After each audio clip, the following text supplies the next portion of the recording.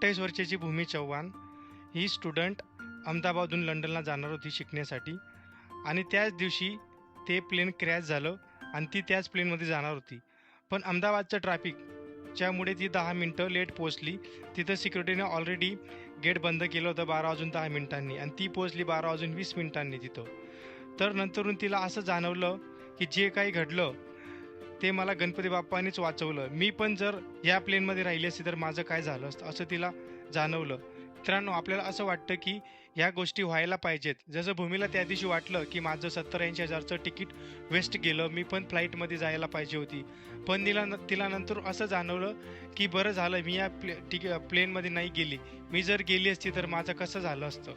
म्हणूनच आपल्या आयुष्यात काही गोष्टी होत नाही म्हणजे त्याला काहीतरी कारणं असतात. तेच भविष्यात पुढे जाऊन काहीतरी चांगलं होत असतं. म्हणून चव्हाणने असं म्हटलं की मला गणपती बाप्पाच्या वरदानामुळेच मी वाचली.